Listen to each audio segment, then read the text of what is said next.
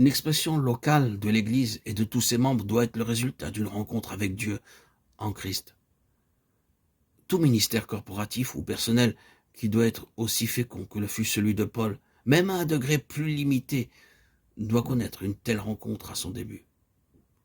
La croix et la résurrection de Christ furent cela pour le noyau, la compagnie représentative. La croix fut dévastatrice et désolatrice pour toute la suffisance personnelle, l'assurance personnelle, la confiance en soi, l'orgueil, l'ambition et la présomption de l'homme.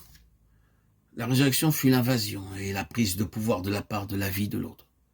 Ceci se voit très clairement dans le cas de l'homme qui, plus qu'aucun autre, a représenté ce noyau, à savoir Simon-Pierre.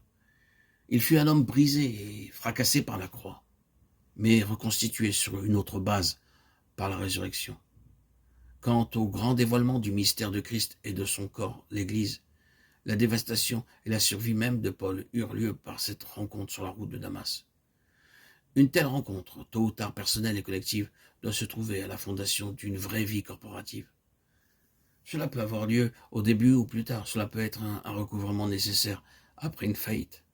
Maintes églises et maintes serviteurs de Dieu ont eu leur histoire coupée en deux par une telle rencontre.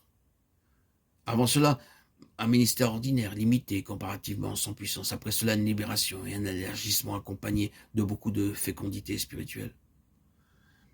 Si l'Église universelle est au-dessus de toutes les différences terrestres, alors l'Église locale doit être supranationale, supraconfessionnelle, supra-interconfessionnelle, en esprit, en communion fraternelle et en activité.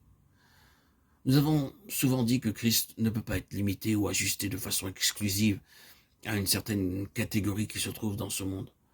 Son caractère dépasse toutes les catégories. Sa nationalité, son temps, son enseignement et sa personne conviennent et satisfont aux besoins de tous. Mais il ne peut être l'unique propriété de quiconque. Nous avons vu des œuvres de l'imagination artistique de l'homme ayant pour objet de représenter la grande scène du chapitre 5 de l'Apocalypse. Et leur nombre était des myriades, des milliers de milliers. Dans le tableau de l'artiste, celui-ci a peint avec toute la meilleure intention du monde des gens de toute nation, de toute couleur, de tout physique, de toute tenue, de tout teint, de tout âge et de toute stature. Eh bien, comme nous l'avons dit, le mobile et l'intention étaient bons, mais qui peut dépeindre un décor de résurrection?